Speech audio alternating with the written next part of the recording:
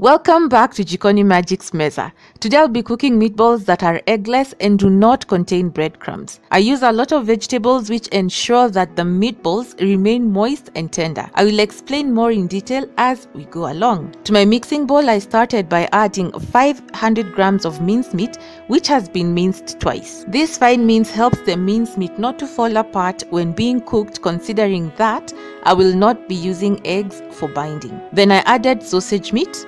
Remove the casing first before adding the sausages. These are beef. You could also use pork sausages if you want. The extremely fine mince of the sausages goes a step further in ensuring that the meatballs do not fall apart. In total, I used 5 sausages. 3/4 teaspoon dried oregano, 3/4 teaspoon dried basil, 1 teaspoon garlic paste, 1 teaspoon green chili paste, 1 teaspoon ginger paste, 1 teaspoon dried onion flakes, 1 teaspoon white pepper powder, salt to taste, 1 cup grated zucchini or courgette and water squeezed out, 1 cup grated carrots with water squeezed out, 2 tablespoons finely diced red onion, 1 tablespoon dhania or coriander stalks, 1/4 cup grated parmesan cheese, 1/4 cup grated mozzarella cheese, 1/4 cup grated cheddar cheese. These cheeses are totally optional. I add them because I totally love the flavor that they impart. You could add just one type or all 3 like I do. I normally don't use eggs in the meatballs because some of my family members are allergic, and as for the breadcrumbs, that's just a personal preference. I'm not such a huge fan of them in my meatballs. If you want, you can add in yours. This is how the mixture looked like after I was done.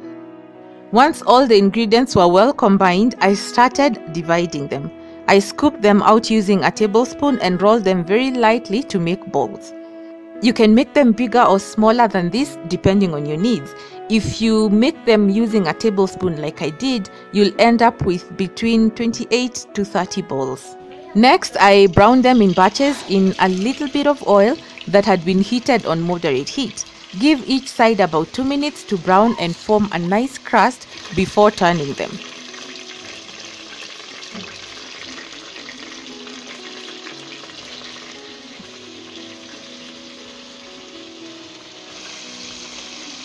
Cook the second side for the same amount of time.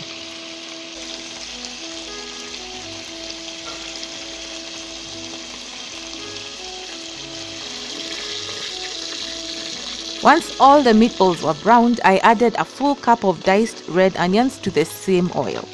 The quantity might seem like too much for some of you, so reduce it to suit you. I love lots of onions in my meatballs. So once the onions started turning brown, I added a teaspoon each of ginger, garlic, and green chili paste. Cook them all for about 2 minutes, then added half a cup of red wine. This is totally optional. You can leave it out. I used the wine to deglaze the sufuria so that all those minced beef pieces that were stuck at the bottom loosen up. I simmered the red wine for about 5 minutes for all the alcohol to evaporate, and then added 1/4 cup red wine vinegar. Now I know as Kenyans that these 2 ingredients I've just added, that is red wine and red wine vinegar, are not part of our everyday cooking, but I thought that I would share them today because I really use them a lot. Please remember, they are optional though. Next, I added 2 cups of pureed or blended tomatoes. If you don't have a blender, chop your tomatoes very finely, or you could also grate them. 1 tablespoon of onion flakes and some salt to taste. I left the tomatoes to come up to a simmer and then tasted for balance of seasoning.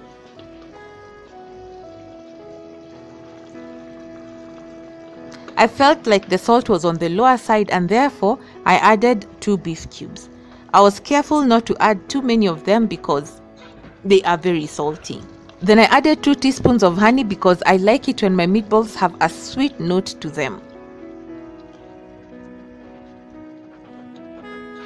I covered and simmered the tomatoes for about 10 minutes on low heat for the raw taste to disappear.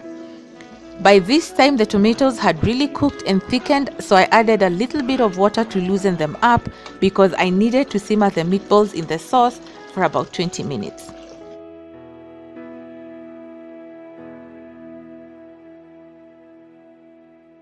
I added the meatballs one by one, making sure they were arranged in a way that they would all end up covered by the sauce.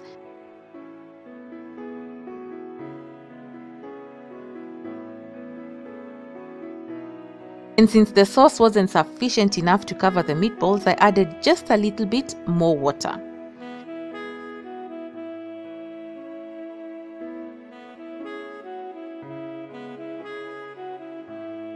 Some of the meatballs were not fully submerged, but that was okay.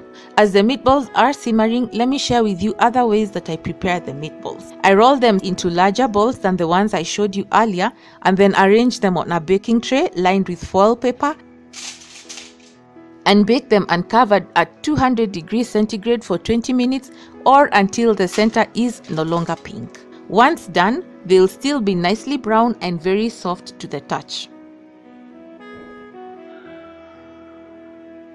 You can see all the vegetables inside there.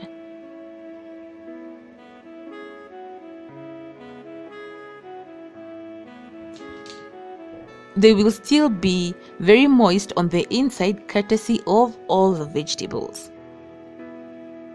Another method is to brown them first on a skillet, add some of the tomato sauce into an oven-safe baking dish, place the meatballs on the sauce and drizzle a bit more of the sauce on top.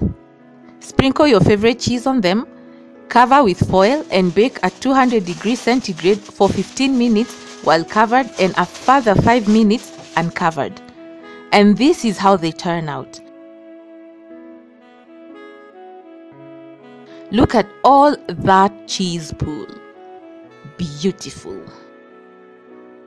If you want to go vegetarian, you could just mix your cooked tomato sauce with spaghetti and serve. So I covered and simmered for 20 minutes, and as you can see, the sauce had really reduced and thickened. I like this consistency for the sauce. Adjust it to suit your needs. You can serve the meatballs however you please, with ugali, rice, chapati, spaghetti, or even as a burger. The choice is yours. As a finishing touch, I added dhania or coriander at the very end and turned off the heat. So with all these ideas, I'm sure that you'll find something that suits your needs. Until next time, please keep it Jikoni magic for even more fantastic recipes. Kwaherini ya kuonana.